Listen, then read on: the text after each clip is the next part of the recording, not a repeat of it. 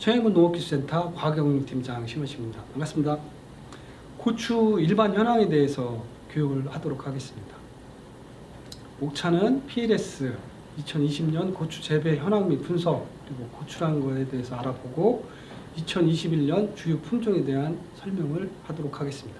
농약 허용물질 관리 제도입니다. 2019년도 1월 1일부터 모든 농산물에 일괄 적용이 됐습니다. 농약은 기존에는 이제 관행적으로 사용하시는 농가들이 많이 계셨습니다. 이제 그렇게 하시면 안 되고 작물별로 이제 등록된 농약만 바르게 사용하셔야 됩니다. 그래야 이제 농민들은 안전 농산물을 생산할 수 있고 소비자는 그것을 믿고 구입을 하실 수 있습니다. PLS를 바르게 알고 대비하셔야 농민 본인도 피해를 줄일 수 있고 농민도 소비자도 안심하게 구입을 하실 수 있으니까 반드시 준수해 주시기를 저희가 당부드리겠습니다. 농약 허용물질 관리 제도를 좀 알아보면 이게 잔류 허용 기준에 대한 그걸 이해를 하셔야 됩니다.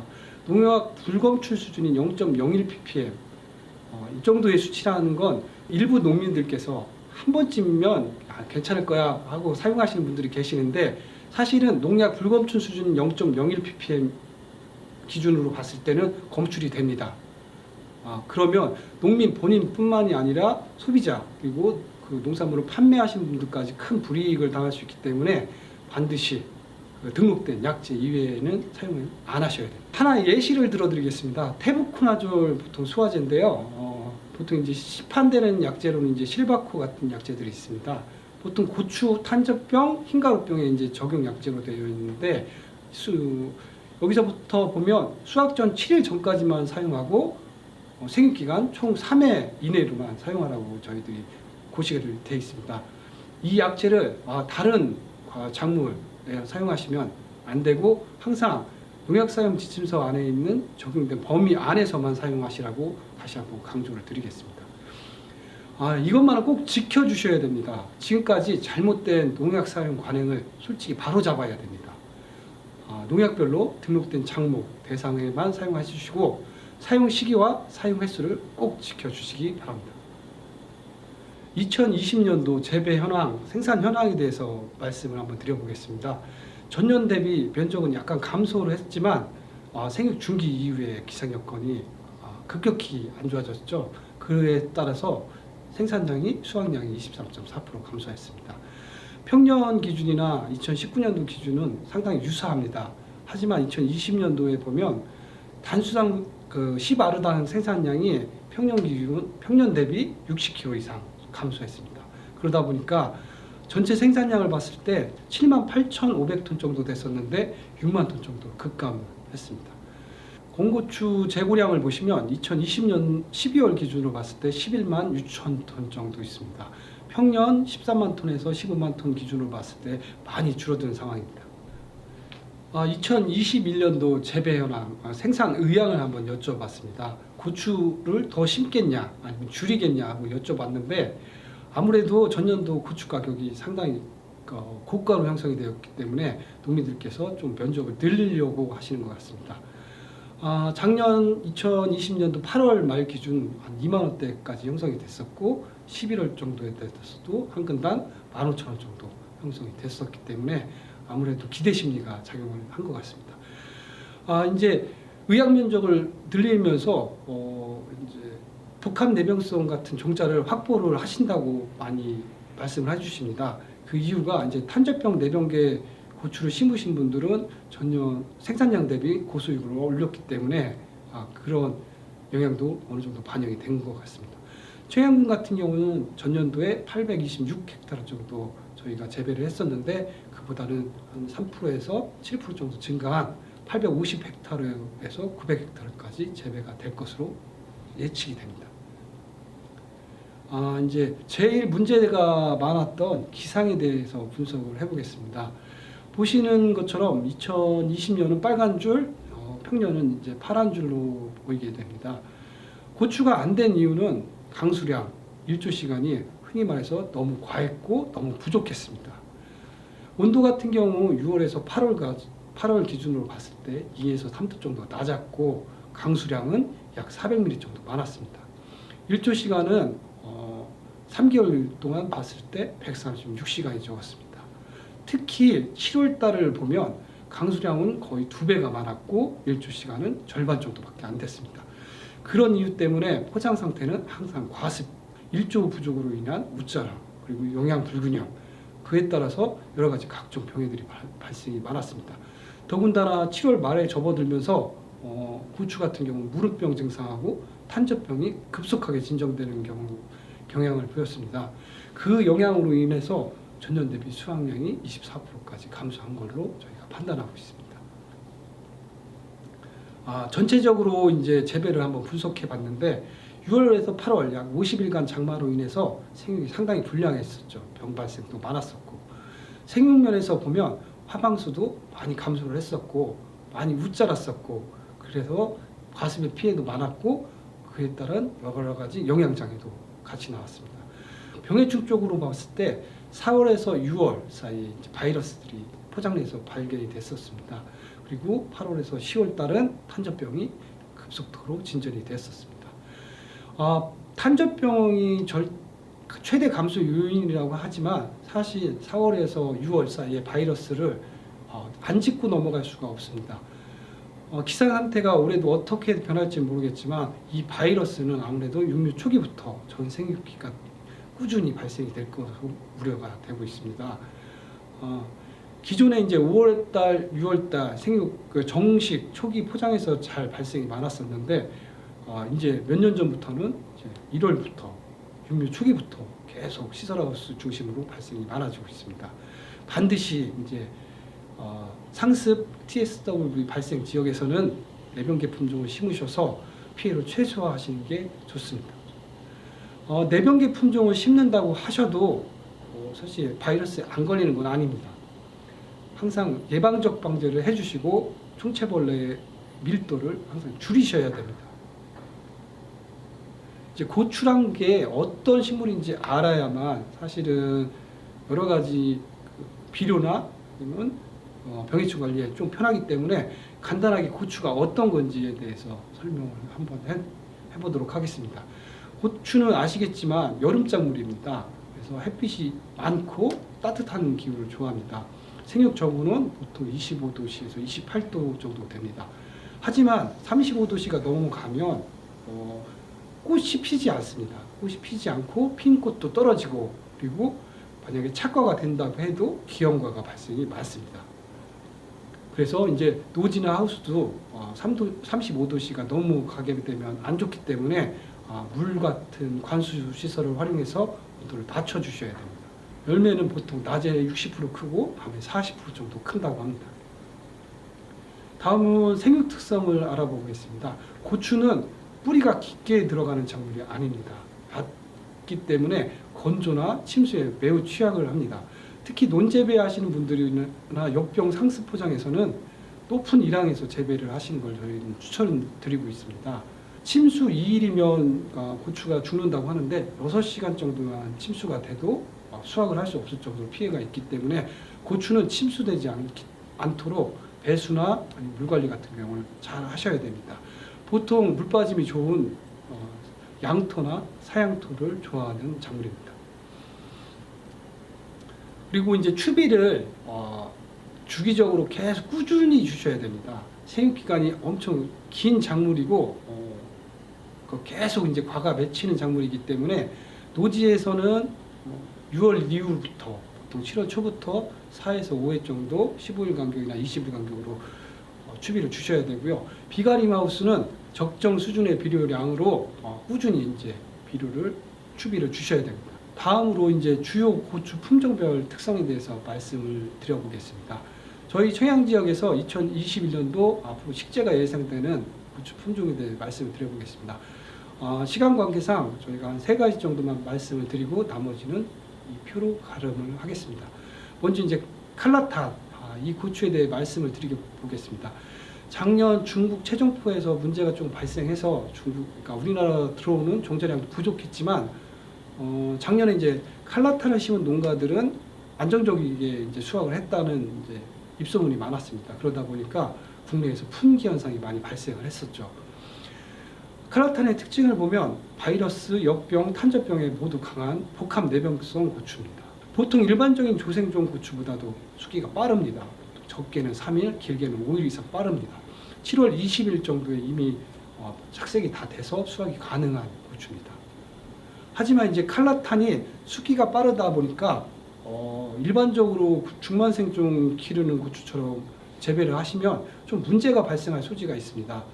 예를 들면 육묘할 때 육묘 기간을 너무 장기간 가지고 노화묘를 만드시면 중간에 급격하게 과를만 맺지 덩치를 안 키우는 경향이 있습니다. 그러다 보니까 7월 이후에 첫 수확을 한 이후부터 두물이 생길 때까지 꽃을 잘 안 피웁니다. 중간에 멈춘 현상이 있기 때문에 육묘 기간을 70에서 75일 정도 짧게 가져가셔야 될 것 같습니다. 그리고 칼라탄 같은 경우는 추비 시기를 조금 당겨야 될 것 같습니다. 영양생장 기간이 짧다 보니까 중간중간에 비료분이 계속 모자란 것 같습니다. 보통 6월 20일 정도에 1차 추비를 주셔야 될 것 같습니다. 1차 추비를 주실 때 그 비료량을 많이 주시라는 말씀을 드리는 건 아닙니다. 추비 시기를 당겨달라는 말씀을 드리는 겁니다. 그리고 이제 칼라킹, 이 고추도 조생종 고추입니다. 안정적이게 바이러스 내병 안정적이게 생육을 보이고 과도 크고 과피도 두껍습니다. 바이러스에는 강하지만 사실 탄저병 내병계가 아니다 보니까 탄저병이 상습 발생 지역은 사실은 탄저병 내병계를 추천드립니다. 칼라 스피드를 말씀을 한번 드려보겠습니다. 예, 탄저병 내병계는 아닌데 수기가 제일 빠른 고추 중에 하나입니다. 재배가 가능한 품종이고 과도 대과종입니다.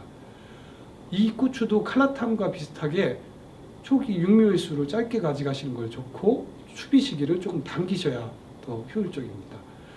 보통 이제 추비 시기가 8월 중순 이후에 끝나게 되면 비분이 부족해서 곡과나 아니면 기형과가 자주 발생되는 고추이기 때문에 중간중간에 계속적인 꾸준한 시비가 필요하고 나머지 종자는 이 표로 좀 가름해 보도록 하겠습니다. 고추 종자들은 사실 저희 표에는 한 10가지 정도 저희가 표로 만들었는데 처형 분내만 해도 50가지에서 100가지 이상의 종자들이 이제 시판이 되는 것 같습니다. 어떤 종자가 좋냐, 어떤 종자가 나쁘냐 저희들한테 질의를 많이 해주시는데 저희는 사실 그걸 하나로 딱 꼬집기에는 사실 어느 정도 장단점이 있습니다. 그거는 농민들이 재배 환경이나 토양 이런 걸 정확하게 이해를 하시고 그에 맞는 종자를 구비하시는 게 가장 현명한 방법이 아닐까 판단이 됩니다. 이상으로 저희가 일반 현황 품종에 대한 내용을 교육을 마치도록 하겠습니다. 안녕하십니까. 청양군 농업기술센터 과학연구팀장 신원식입니다. 반갑습니다. 고추 육묘편에 대해 교육을 시작하도록 하겠습니다. 고추뿐만이 아니라 모든 육묘는 상당히 중요합니다. 그 당해년도에 이제 수확을 결정할 수 있는 가장 중요한 요소이기 때문입니다. 보통 육묘기 때 화분화가 다 이루어지기 때문에 그의 수확량 또한 그때 결정된다고 보셔야 됩니다. 육묘를 잘하기 위해서는 온도 관리를 항상 일정하게 유지하실 필요성이 있습니다. 그 온도 관리를 일정하게 유지한다는 것은 현실적으로 하우스 온도만으로는 힘듭니다. 어렵고 번거로우시긴 하겠지만 전열상을 설치를 하셔서 육묘를 해주시는 게 가장 건실묘 생산할 때 좋은 척도가 됩니다. 너무 어린 묘를 정식하셨을 때는 착과율도 감소할 수 있고 너무 늙은 묘를 정식하셨을 때는 활착이 불량될 수 있고 초기 생육이 부진할 수 있습니다. 물론 이게 종자마다 약간씩의 차이점이 있습니다. 그래서 종자 선택을 하실 때 그 종자가 어떤 종자인지 반드시 숙지하시고 종자를 선택해 주셔야 됩니다. 파종은 1월부터 2월 중하순까지 시기상으로 맞는 종자를 선택하셔서 파종을 하시면 됩니다. 보통 이제 고추 재배 과정 전 과정에서 볼 때 육묘라는 건 보시는 바와 같이 파종 준비서부터 정식 전까지를 육묘기라고 합니다. 육묘기 때는 각종 병해충, 기타 장애들이 있을 수 있습니다.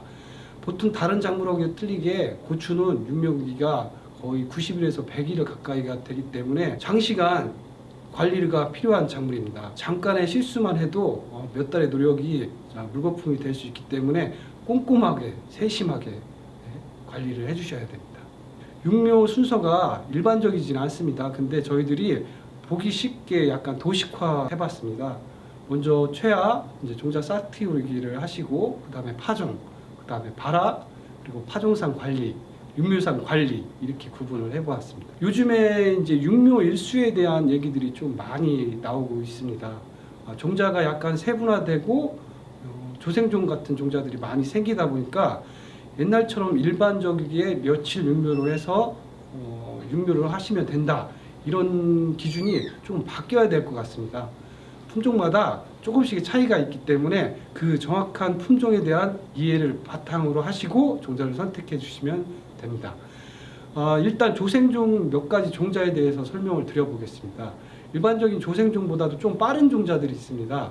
이게 칼라스피드, 칼라탄 같은 종자들이 있는데, 이 종자들을 육묘일수를 90일이나 100일 넘게 육묘일수를 가지신 다음에 정식을 하시게 되면 보통 이제 꽃이 2개에서 많게는 4개까지 핀 상태에서 포장이 정식이 되면 그 이후 등치를 키우는 생장을 적게 하고 바로 생식생장으로 넘어가는 경향이 있습니다.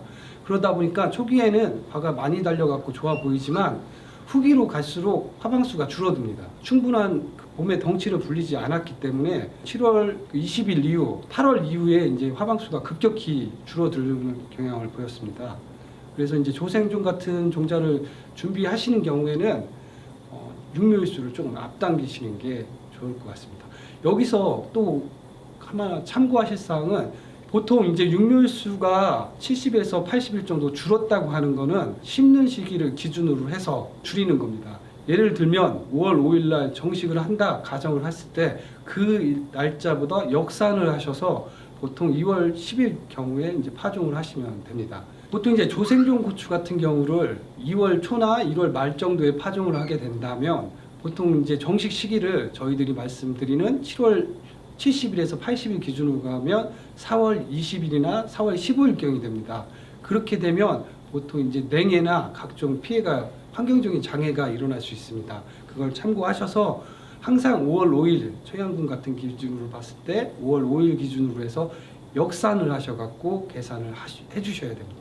다음에는 이제 종자 물 담그기를 말씀을 드릴 건데요. 보통 이제 수분 흡수를 종자를 한 다음에 이제 파종을 준비를 하시는데 30도씨 온도에서 10시간 정도 침종을 하신 종자를 파종하시는 게 좋습니다. 이렇게 하면 발화율도 좋아지고 모가 균일하게 생장을 할 수 있습니다. 또한 그 발화 새도 좋아지기 때문에 소규모 농가, 이제 직접적인 파종하는 일부 농가, 대농가를 제외하고는 종자를 항상 침종을 한 다음에 파종을 하시는 걸 저희는 권장드리고 있습니다. 파종 방법에는 보통 이제 모짜리 상토 상자에다 파종을 하시는 방법이 있고, 이제 트레이에 파종하시는 방법이 있습니다. 모짜리 상토에 파종을 하실 때는 항상 200에서 250개 정도 종자량을 감안을 하셔갖고 파종을 해주시고요. 트레이 파종을 하실 때는 209에서 409 여러 가지 종류가 있는데, 트레이 파종을 하는 가장 큰 이유는 가식 시 뿌리가 안 끊기게 하는 방법입니다.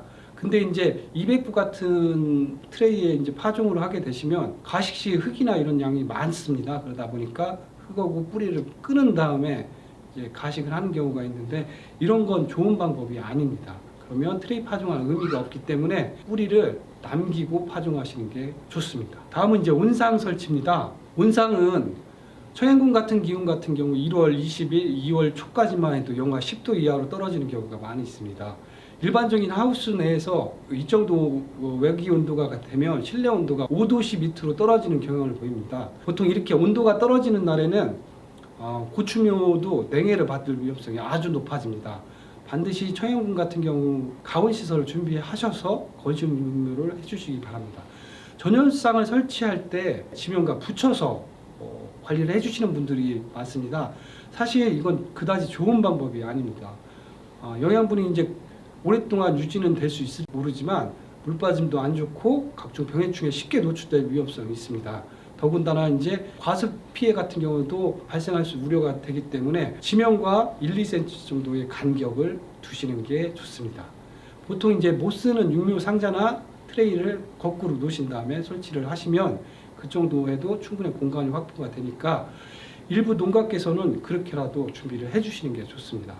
그리고 온도계는 또 2개에서 3개 정도를 준비를 해주시고 가장 온도가 낮은 지점에 하나, 가장 높은 지점에 하나, 그리고 상토와 묘가 사이에 있는 그 지점에 하나, 상시로 항상 관리를 할 수 있기 때문에 건실육묘하는 데 큰 도움이 됩니다.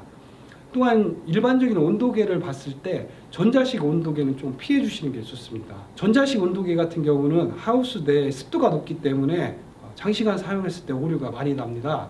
이런 경우는 이제 수은 막대 온도계를 저희는 추천드립니다.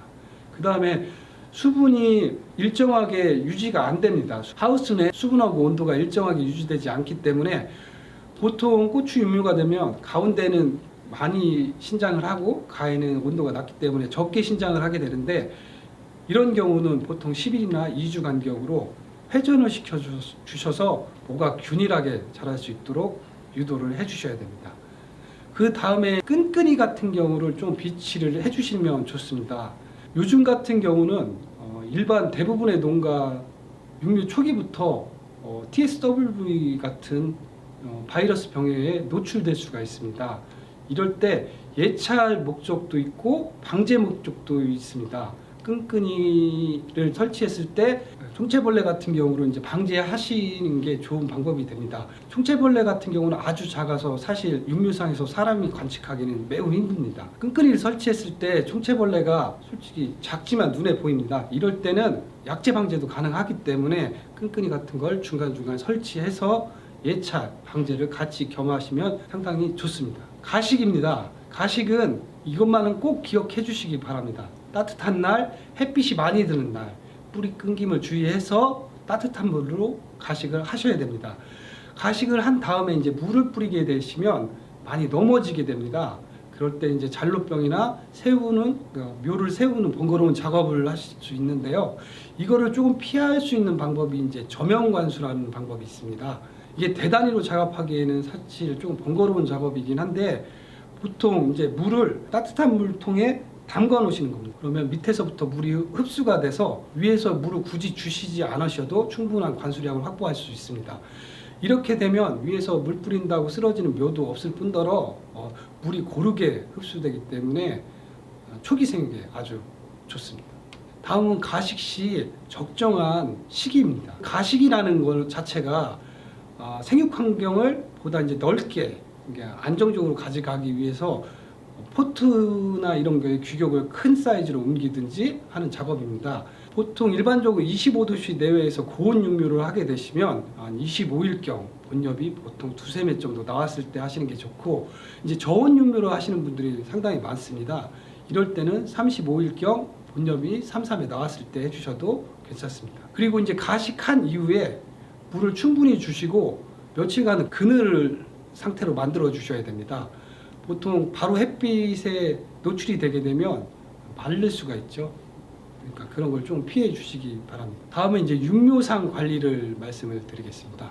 육묘상 관리기는 초기에 육묘기 때 관리가 있고 이제 정식 전에 이제 목판이 나가기 전에 관리를 해주시는 온도가 약간 차이가 있습니다. 보통 육묘기 때는 25도에서 27도 요 사이의 온도를 맞춰 주시는 게 좋고요. 밤 온도도 한 17도 내외로 맞춰 주시는 게 좋습니다. 그리고 정식 전에는 외부 환경하고 비슷하게 맞춰 주시는 게 좋습니다. 보통 이제 지온이 너무 낮으면 뿌리가 발육이 잘 안 됩니다. 그리고 생육도 억제되고 꽃수에도 감소가 되기 때문에 지온은 보통 15도 이상은 항상 되도록, 그리고 물 관리를 언제 하는 게 좋냐 이런 말씀을 하시는데 고추 같은 작물은 물을 가급적 오전에 주시는 게 좋고 밤에는 약간 건조한 상태로 번엽을 나는 게 좋습니다.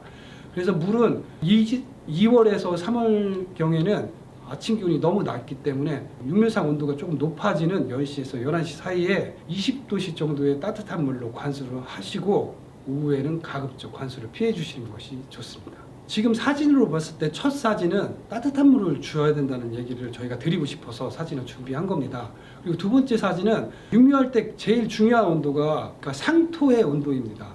그래서 막대 온도계를 상토하고 가까운 부분에 설치를 하셔갖고 주기적으로 관찰을 해주시는 게 건실 육류할 때 도움이 됩니다. 밑에 사진들은 저면관수, 밑에서부터 물을 흡수하는 방법을 보여드리는 사진인데 이렇게 되면 쓰러짐도 없고 물이 고르게 되기 때문에 농가에서는 이걸 한번 해보시는 것도 좋습니다. 보통 이제 육묘상 후기 관리를 말씀을 드리겠습니다. 육묘상 후기 관리는 흔히 말해서 수나 모 굳히기 작업이라고 하죠. 정식 전 보통 일주일 전부터 하시는 거 좋은데 이때 관수량을 조금씩 줄여가면서 잎이 작게 만들어지도록 유도를 하셔야 적응력도 높고 세근도 빨리 나옵니다. 이런 식으로 작업을 해주시는 게 좋습니다. 보통 일반적으로 하우스로 정식을 하는 경우와 노지로 정식하는 경우가 있는데 하우스로 정식을 할 때는 그다지 순환을 시킬 필요성은 없습니다. 하지만 노지에 정식하실 때는 조금 강하게 순환을 시킬 필요성이 있습니다. 그러니까 4월 말에서 5월 초는 온도가 급격하게 떨어지는 시기가 있습니다. 이럴 때 냉해 피해가 우려되기 때문에 항상 모 굳히기를 하셔도 5도씨 밑으로 온도가 떨어지는 상황이 오시면 가온을 꼭 해주시길 바랍니다. 다음으로 이제 육묘시 관리 미흡으로 인한 생육이 안 좋은 사진들을 준비했는데 이제 물 관리를 너무 과습하게 관리를 하신 분이 이렇게 뭐가 많이 죽어 있는 상태를 보여드린 겁니다. 그 옆에 조그만 확대한 사진을 보시면 잘 보이실지 모르겠지만 떡잎이 반쯤 이렇게 고사되어 있는 걸 볼 수 있습니다. 물을 너무 자주 주고 하우스상에 과습한 상태가 계속 유지가 되면 물이 증발이 안 돼서 이제 떡잎에 맺혀 있다가 맺힌 떡잎 부분이 이제 이렇게 말라비틀어 죽은 현상을 보이는 겁니다. 이런 현상이 보이면 후기에도 약간 영향이 안 좋습니다. 다음은 이제 하나의 예를 설명을 드리는 건데 아까 가식에 대해 제가 강조를 좀 해봤습니다. 가식 때 이제 숨머지 현상이라고 가식 냉해 현상이 나타날 수 있는데 일부 농가에서 사실 이런 경험이 있으실 수도 있습니다. 농가가 조금 뭐가 안 좋다고 가보면 이런 경우가 이제 종종 발생을 합니다. 왜 생기는지 알아보도록 하겠습니다. 전열상이 고장나고 파종해서 조금 며칠 동안 이제 안 좋은 환경에 놓여 있었습니다. 그 상태에서 가식 시 찬물하고 얼은 상토를 준비하신 분들이 있었습니다. 그러다 보니까 가식 이후에 급격하게 뭐가 위축이 되고 더 이상 생장을 안 하는 현상이 보이게 됐는데 보시면 그 따뜻한 날, 햇빛이 잘 드는 날 1월 30일 날 가식하면은 정상 생육을 하는 반면 오히려 1월 31일, 2월 1일 날 외기온도 2도씨 정도의 가식하면은 상당히 불량해서 보통 이게 2월 말이나 3월 초에 이제 생육 상황인데도 거의 자라지 않은 걸 볼 수 있습니다. 이렇듯 찬물, 너무 차가운 상토, 그리고 육류상을 너무 차갑게 관리했을 때 이런 현상이 나올 수 있기 때문에 이런 걸 감안을 하셔서 항상 가식 시에는 따뜻한 물, 따뜻한 날, 그리고 따뜻한 외기 환경을 만들어 주시는 게 중요합니다. 이렇게 한번 발생을 하게 되면 대부분의 모들은 버리게 됩니다. 보통 이제 피해 증상들을 이렇게 보여지게 됩니다. 불규칙적으로 생장을 하고 보통 본잎들이 이상 현상이 많이 나타나죠. 다음에 이제 과잉 비료에 대한 장애입니다. 이거를 알 수 있는 가장 간단한 방법은 익기죠. 그 다음에 이제 본엽을 봤을 때 적자색, 보라색으로 연맥 사이에 나타나는 증상을 보입니다. 이럴 때는 보통 이제 비료가 과잉돼 갖고 이런 현상을 보이는데 이럴 때는 바로 이제 영양제 성분이나 관주들을 끊으시고 모를 최대한 말리면서 풀이 세근을 유도를 하셔야 됩니다. 생육은 그렇게 좋아지진 않지만 그래도 본 다음에 정식할 수 있을 정도로 회복을 시킬 수 있습니다. 그리고 이제 육류하실 때 자주 쓰러지신다는 분들이 계십니다. 밤 기온이 너무 높고 과습한 상태 유지하시면 이렇게 웃자람이 많이 발생을 해서 육류 초기에 이렇게 많이 쓰러지는 경향을 보이는데 더군다나 그 묘를 이렇게 센 압력으로 위에서 관수를 하게 되면 또 이제 쓰러지죠. 다음에는 이렇게 찬물에 대한 피해 증상입니다. 찬물뿐만 아니라 차가운 공기가 영향을 미칠 때도 이와 비슷한 증상을 보입니다. 보통 신초들은 가장 연약한 부분입니다. 여기에 이제 차가운 물이나 차가운 공기가 닿게 되면 가장자리부터 이렇게 하얗게 말라갑니다. 이건 찬 공기에 대한 피해 보여드린 겁니다. 그리고 이제 이거는 흔히 농민들이 말하는 쪄졌다는 증상입니다. 이중하우스에 햇빛이 좋은 날 환기를 안 시켜줘갖고 갑자기 온도가 40도씨 이상으로 올라가는 경우가 가끔 있습니다. 한 번에 위조되는 현상을 보일 수 있는데 그렇게 흔하게 일어나는 현상은 아니지만 항상 날씨가 따뜻한 날이라도 안심하시지 마시고 중간중간 환기는 반드시 필요합니다. 그리고 육묘상 병해충에 대해서 지금부터 말씀을 드려보겠습니다. 충해는 보통 진딧물, 총체벌레 이렇게 두 개가 대표적이고요. 병에는 잘록병, 제피곰팡이병, 세균성 전문이병, 바이러스는 TSWV 이 정도로 저희들이 볼 수 있습니다. 진딧물입니다. 진딧물이 발생을 하면 방제를 하셔야 되죠. 방제를 하실 때는 한 번 방제해서는 잘 사라지지 않습니다. 한 2회에서 3회, 3, 4일 간격으로 2회에서 3회 정도를 방제를 해주셔야 됩니다. 후기로 가서 이제 감로에 대한 그름병 같은 경우 발생해서 광합성을 정화를 하죠. 이런 것도 피해 증상에 있습니다. 예방 대책은 아시는 것처럼 주위에 이제 잡초를 빨리 제거를 하시는 방법이 있고, 그다음에 주기적으로 예찰을 자주 하셔서 발생이 됐을 때 초기에 빨리 방제를 해주시는 게 가장 좋은 효과입니다. 예방 대책으로는 시설물 주변의 잡초는 가급적 빨리 제거를 해주셔야 되고요. 육묘장에 입실 시에 몸에 이제 붙어서 들어올 수 있기 때문에 청결 상태를 항상 유지를 해주시고 주기적인 예찰을 해주셔서 발생 즉시 방제가 될 수 있도록 준비를 해주셔야 됩니다. 그리고 이제 주위 풀들 중에 특히 엉겅퀴 이런 풀들을 빨리 제거를 해주셔야 됩니다. 다음으로 이제 육묘상 충해, 총체벌레에 대해서 말씀을 드리겠습니다. 이제 육묘 초기부터 전 생육 기간 동안 발생을 하고 보통 피해는 이렇게 구부러진 형태나 씹어놓은 형태 같은 피해를 보입니다. 하지만 총체벌레가 문제를 일으키는 피해 증상은 바이러스 매개가 가장 큽니다. 바이러스가 매개되지 않도록 육묘상에도 끈끈이 같은 거를 준비를 하셔서 예찰을 주기적으로 해주셔야 됩니다. 진딧물하고 비슷하게 한번 발생이 되면 쉽게 사라지지 않기 때문에 2, 3일 간격으로 3회 정도 성분이 다른 약재로 방제를 해주셔야 밀도 아니면 개체수를 낮출 수가 있습니다. TSWV 토마토 반점이조 바이러스인데요. 이제 아까 바로 전에 보신 총체벌레가 매개하는 병입니다. 총체벌레 방제를 확실히 해주셔야 됩니다. 그리고 육묘상에서 발생이 된 이제 개체들은 이건 아깝다고 생각하지 마시고 바로 제거를 해주셔야 됩니다. 물이나 지백, 사람에 의해서 계속 전염이 되기 때문에 초기에 바로 제거하는 게 가장 효과적인 예방 방법이라고 기억을 해주셔야 됩니다. 잘록병에 대해서 말씀을 드리겠습니다. 지나친 찬물이 오랫동안 관수됐을 때 흔히 발생되는 병입니다. 잘록병균은 보통 이제 잔존에 있습니다. 그러다가 나쁜 환경이 되면 이제 발생이 되는데 잘록병이 한번 발생이 되면 초기에는 일부분만 발생이 됐다 어느 순간 이게 급격하게 이제 퍼지는 전염되는 경향을 보이고 있습니다. 그래서 잘록병이 발생이 됐을 때는 바로 포기를 제거해 주시고 적용약제를 살포해 주셔야 됩니다. 보통 이제 찬물에 의한 발생이 많기 때문에 따뜻한 물로 항상 관리를 해주셔야 잘록병이 없고 조금 건조 상태를 유지를 해주셔야 잘록병이 더 이상 진전되거나 발생을 예방할 수 있습니다. 다음은 잿빛 곰팡이병에 대해 설명드리겠습니다.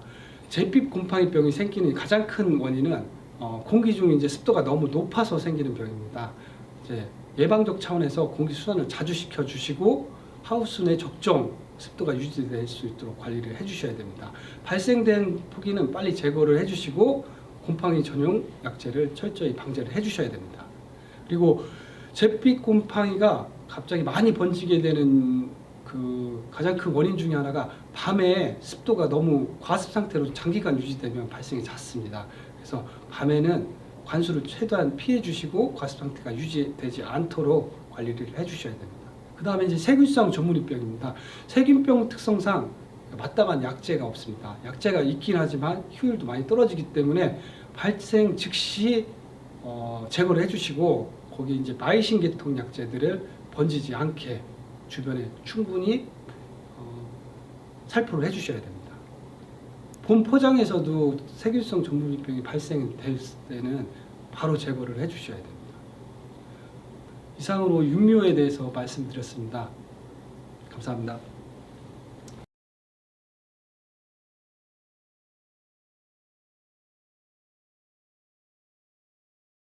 안녕하십니까. 청양군 농업기술센터 과학연구팀장 신원식입니다. 반갑습니다. 고추 병해충에 대해서 교육을 하도록 하겠습니다. 순서는 바이러스, 곰팡이병, 세균병, 충해로 이렇게 가보도록 하겠습니다. 고추 주요 병해충을 한번 모아봤습니다. 어떤 게 있는지 한번 보도록 하겠습니다. 바이러스 같은 경우는 가장 문제되는 것은 토마토 반점 위조 바이러스, 칼라병이라고도 하는 TSWV랑 CMV가 있고요. 곰팡이병 같은 경우는 역병, 탄저병, 그리고 잿빛 곰팡이병, 흰가루병들이 있습니다. 세균병 같은 경우는 반점 세균병, 세균성 전문병이라고도 합니다. 그리고 무름병, 청구병이라는 병들이 있습니다. 그리고 충은 담배나방, 총체벌레, 진딧문, 응애가 가장 대표적입니다. 재배 과정에서 이제 병을 보면 1, 2월 정식 초기에 잔로병이나 이런 게 잔로병 그리고 TSWV 같은 경우 발생이 될 수가 있습니다. 그리고 이제 3, 4월 이후부터는 이제 세균성 전문이병, 잿빛 곰팡이 발생이 있고요. 이제 본답에 정식 포장이 들어갔을 때 이제 여기 있는 잿빛 곰팡이병, 백성병, 전문이병, 탄저병, 세균성 전문이병, TSWV, CMV 그리고 충해로는 총체벌레, 진딧물, 담배나방, 응애류가 발생을 합니다. 먼저 이제 바이러스에 대해서 설명을 드려보겠습니다. 다음은 고추 바이러스에 대한 피해를 보면 노지 재배는 피해율이 한 30%, 시설 재배는 10% 정도 됩니다. 시설 재배 피해율은 이제 매년 조금씩 증가를 하고 있습니다. 고추에 이제 영향을 미치는 바이러스는 크게 이제 TSWV, CMV가 가장 대표적이라고 할 수 있습니다. 월별로 이제 언제 노지랑 하우스 중에 언제 이제 바이러스가 많이 감염이 되느냐 한번 도식화해 봤습니다. 보통 정식 초기부터 하우스나 이런 데서는 급격하게 바이러스가 증가하는 양상을 보입니다. 이유는 온도가 계속 일정하기 때문에 총체벌레나 진딧물이 대발생합니다. 그 영향에 따라 이제 발생률이 높고 노지 같은 경우는 그보다 조금 늦은 보통 6월 초나 중순부터 바이러스가 조금 진전되는 양상을 보입니다.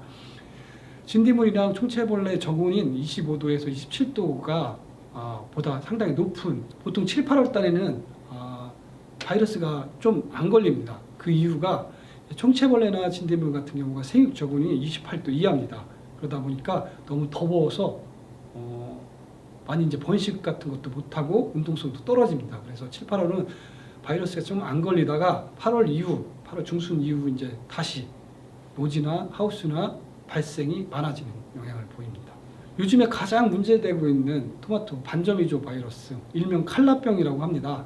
이거에 대해서 알아보도록 하겠습니다. 병징은 이중 복합 원형이나 아니면 과실에 얼룩덜룩한 이제 빨간 분홍 현상들이 많이 나타나는데 그 여러 가지 증상 중에 하나가 이제 새순이 먼저 쉽게 고사되는 증상을 보입니다. 이 바이러스는 과실에도 피해를 미치기 때문에 상품성이 없어집니다. 초기에 바로 제거를 해주셔야 됩니다. 살려봐야 어차피 과실에서도 상품성이 떨어지기 때문에 반드시 제거를 해주셔야 됩니다. 옆에서 보는 것처럼 이제 착색이 안 된 고추에 점점 이렇게 맺히는 경향이 있습니다. 이것도 바이러스 증상입니다. 이 바이러스 모식도를 저희들이 한번 보도록 하겠습니다. 일부 농가께서 새순만 바이러스 걸린 줄 알고 새순만 꺾고 전체 기주를 제거를 안 하시는 분들이 많이 계십니다. 그렇다 보니까 이제 점점 전염이 되고 입영되는 경우가 있습니다. 이러시면 안 됩니다. 바이러스는 전신 감염이기 때문에 위에서 바이러스 증상이 나타나면 아깝게 생각하지 마시고 바로 포기 전체를 제거를 해주셔야 됩니다. 보통 처음에 흡직을 하게 되면 새순부터 뿌리로 이동했다가 새순부터 이제 증상이 나옵니다. 그러다가 한 15일에서 25일 사이가 되면 전신에 증상이 나타납니다. TSWV 매개하는 곤충이 잘 아시겠지만 꽃노랑 총체벌레입니다. 꽃노랑 총체벌레의 생활사를 조금 보시면 1mm 정도로 아주 작은 곤충이기 때문에 웬만한 눈으로 관측하기 상당히 힘듭니다. 더군다나 이제 꽃이 피지 않는 육묘기 때는 어디에 있는지 그런 것도 확인하기 힘듭니다. 또한 이제 알 기간 동안은 현실적으로 이제 시판되고 있는 어떤 약제도 이 알을 죽일 수는 없습니다. 이 알이 우화돼서 약충이 될 때 그 방제를 할 수 있기 때문에 이 알이 우화되는 기간이 언제인지 정확히 가늠할 수 없기 때문에 발생이 됐으면 3, 4일 간격으로 약제 성분이 다른 약, 해서 3, 4일 간격으로 3번에서 4번을 치셔야 밀도를 줄일 수 있습니다. 칠 때도 위쪽에서 분사를 하게 되면 꽃 속에 있는 총체벌레를 솔직히 방지하기 힘듭니다. 방지를 하실 때는 약 배수, 약 적용 양량은 정확하게 준수를 하시고 양량을 좀 많이 하셔서 밑에서 위로 꽃 속에 약재가 충분히 들어갈 수 있도록 방지를 해주셔야. 오이 모자이크 바이러스에 대해서 말씀을 드려보겠습니다. 진딧물이 매개하는 이제 바이러스인데 이 TSWV랑 사실 구분하기가 쉽지 않습니다. 저희 농업기술센터에 여러 가지 진단 키트가 있으니까 와서 해보시면 이제 CMV인지 TSW인지 알 수가 있습니다. TSWV나 CMV는 같이 진전이 되는 경우가 많이 있기 때문에 같이 바이러스 방제 개념으로 총체벌레나 진딧물은 같이 동시 방제해 주시는 것을 저희는 추천드리고 있습니다.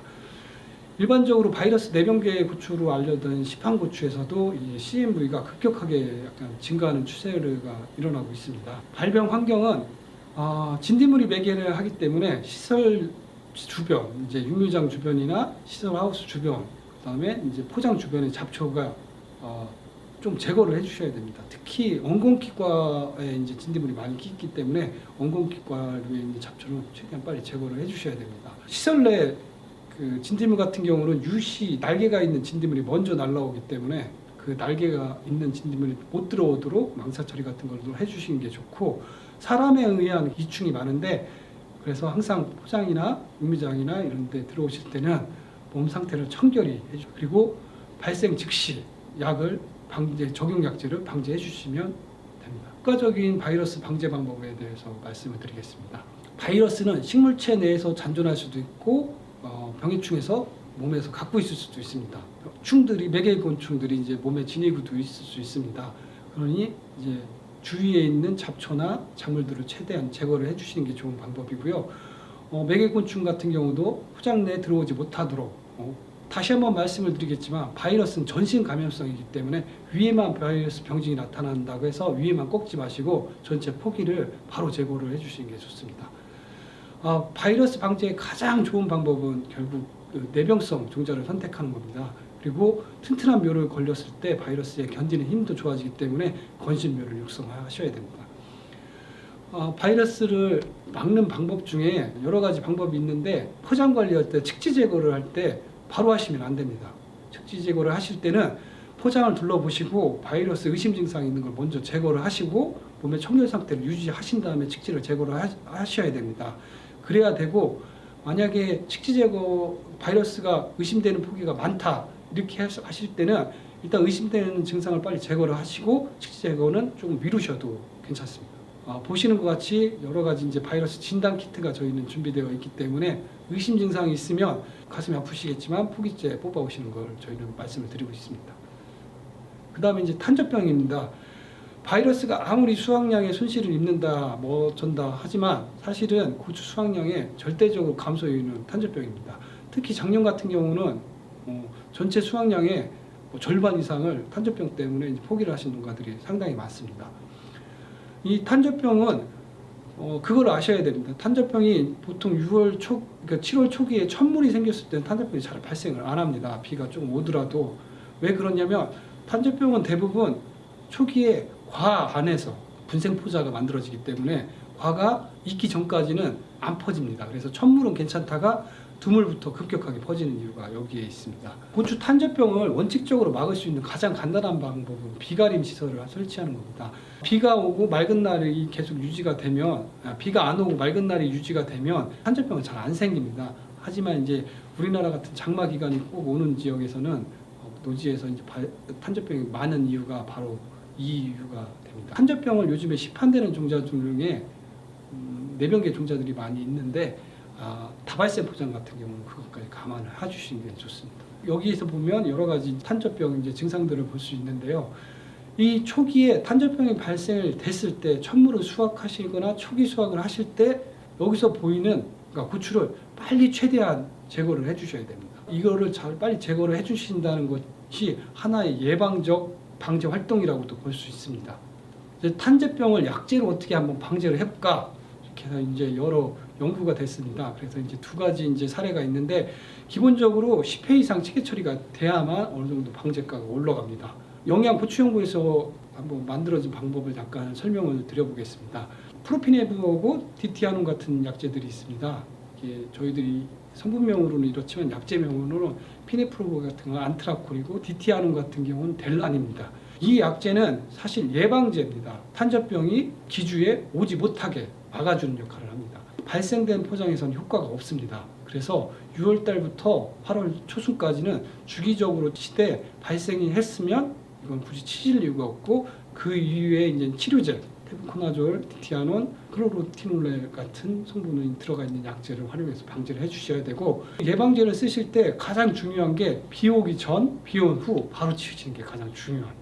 비가 계속 장기간 오다가 잠깐 안 내릴 때도 그 잠깐 안 내리는 기간을 활용하셔서 방지를 해주셔야 됩니다. 다음은 고추 역병입니다. 지금은 이제 시판되는 PR 계통 종자이기 때문에 역병이 이제 발생이 많이 줄었습니다.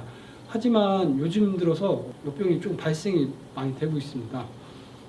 내병 계통이라고 하지만 역병이 안 걸리는 건 아닙니다. 상습적인 이제 과습지나 배수가 잘 안 되는 토양을 중심으로 조금씩 이제 늘어나고 있습니다. 여기서 보시는 것처럼 칼라 내병계, 역병 내병계 품종인데 그 발생해서 역병이 발생을 했습니다. 내병계 품종도 반드시 역병이 안 걸린다는 보장이 없기 때문에 항상 관계 배수나 물 관리 같은 경우 침수되지 않도록 관리를 해주셔야 됩니다. 그리고 다음으로는 청고병에 대해서 말씀을 드려보겠습니다. 청고병은 아시겠지만 낮에는 조금 시들었다가 밤에는 괜찮아졌다가 낮에는 시들었다 이런 걸 2, 3일 반복하다가 이제 말라 죽습니다. 청고병이 가장 생기는 조건은 지온이 따뜻해졌을 때 잘 생깁니다. 그러다 보니까 보통 7월 이후에 이제 발생이 많아지는데 여러 가지 세균병이 이제 관여를 합니다. 한두 가지 세균이 관여를 하는 게 아니라 10종 이상의 관여를 한다고 보기 때문에 사실상 약재로는 이게 방지를 하기 힘듭니다. 발견 즉시 포기를 제거하시고 발견 주변을 아이신 계통에 있는 약재로 관주 처리를 해서 더 이상 진전이 안 되도록 관리를 해주셔야 돼요. 보통 이제 청고병에 걸린 개체의 이제 뿌리하고 줄기 사이를 잘라보면 이렇게 까맣게 도감부하고 이게 갈변되어 있습니다. 물로 올라가는 통로를 이제 병균들이 이제 막기 때문에 낮에는 시들고 밤에는 조금씩이라도 올라가니까 다시 살아나고 이런 걸 반복하는 겁니다. 병해충 관련해서 농민이 하나 질의를 했습니다. 그분께서 그 질의한 내용을 보면 저희 포장은 청고병 발생이 많습니다. 복합 내병성 고추를 사용해도 여름철 고추가 많이 죽습니다. 해결책은 어떤 것이 있나요? 라고 저희한테 질문을 해주셨습니다. 이 포장을 저희가 가봤더니 논을 이제 고추 포장으로 만든 포장이었습니다. 이런 논 같은 경우 청고병 발생은 저희가 이 질문을 받고 그 포장을 한번 방문해 봤습니다.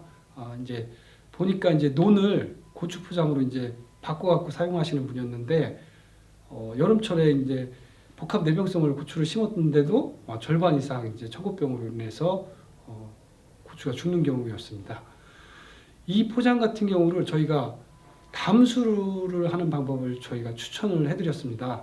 겨울철 3개월에서 4개월 정도 담수를 한번 해주시면 그 청고병균이 많이 이제 사라질 거라고 저희가 추천을 해드렸는데, 이 포장에 이제 겨울철 담수를 한 다음에 한 달 정도 지난 후에 로타베이터로 흙을 한번 교반을 한번 하도록 추천을 드렸었습니다. 그의 고추 농사를 한번 쉬는 것도 권장을 드렸었는데 그냥 경작을 하셨습니다. 청고병 발생이 저희가 봤을 때 10% 내외, 기존 50%보다 적은 한 10% 내외 정도로 많이 줄어드는 경우를 볼 수 있었습니다. 보통 밭작물에서 이제 토양에 존재하는 균들 같은 경우는 대부분 숨을 쉬는 호기성 균들이 많이 있습니다. 이렇게 담수를 했을 경우 주위에 있는 병해충들이 많이 죽습니다.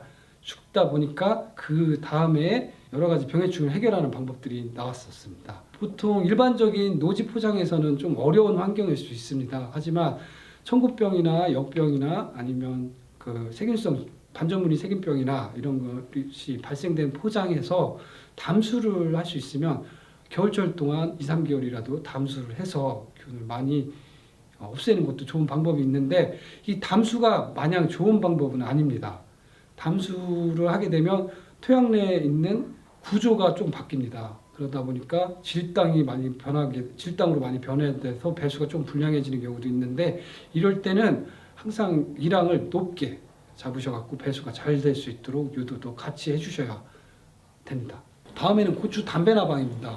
담배나방은 사실 이건 예방적 방제를 하셔야 됩니다. 담배나방이 피해를 주는 그 많은 시기가 사실은 7월 초, 과가 이제 어느 정도 성숙기에 접어들었을 때 담배나방이 피해를 입힙니다. 하지만 사실은 6월 초 중순부터 담배나방이 고추 과나 이런 데 이제 알을 까놓습니다. 이거를 사실은 못 잡으면 담배나방은 주기적으로 그 포장에서 꾸준히 발생을 합니다. 담배나방이 발견 즉시 이제 방제 약제를 처리를 해주셔야 됩니다. 근데 담배나방이 언제 어떻게 생기는지 농가들은 잘 알 수가 없습니다. 그러니까 6월 초부터 총체벌레 진딧물하고 같이 예방적 방제 활동을 하셔야 됩니다. 보통 담배나방 한 마리가 초기에는 꼭지 부분으로 침입을 해서 이제 총 크면서 한 8개 정도의 과에 피해를 입힌다고 합니다. 담배나방 유충 같은 경우는 이미 과 속에 들어가 있기 때문에 어떠한 약제를 써도 잘 안 잡힙니다. 그 나방 형태나 아니면 밖으로 나왔을 때 그때 방제를 해주셔야 돼요. 다음은 진딧물 방제입니다. 진딧물은 CMV를 매개는 하지만 진딧물 방제하는 건 상당히 어렵습니다. 적용 약제를 3, 4일 간격으로 반드시 처리를 해주셔야 됩니다. 그리고 그 주변에 있는 잡초, 주변 환경 정리와 사람의 청결 관리도 상당히 중요한 진딧물에서는 이제 목화 진딧물하고 복숭아 진딧물이 있습니다. 다음에는 응애입니다. 응애랑 바이러스 피해 증상이랑 이제 혼동되시는 분들이 많습니다. 응애는 아시겠지만 총체벌레를 잡으려고 약제를 써도 응애는 잘 안 듣습니다. 응애를 정확하게 판단을 하셔야 되는데 응애 판단하는 아주 쉬운 방법 중에 하나가 뒷면을 이렇게 보셨을 때 그 거미줄 같은 실 같은 경우가 많이 보입니다. 일단 응애라고 판단하시고 그거를 이제 농업기술센터나 관측 장비가 있는 곳에 가서 확대를 해 보시면 다리가 4개 달린 동그라면 아주 작은 벌레가 있을 겁니다. 전박이 응애도 있고 차먼지 응애도 있습니다. 이상으로 이제 고추 병해충에 대해서 간략하게 알아봤습니다. 워낙 바이러스나 탄저병 위주로 교육을 하다 보니까 다른 부분에 좀 소홀한 부분이 있는데 농업기술센터에 문의를 해주시면 병이나 충이나 이거에 대해서 세부적으로 정확히 자세히 알려드리도록 하겠습니다.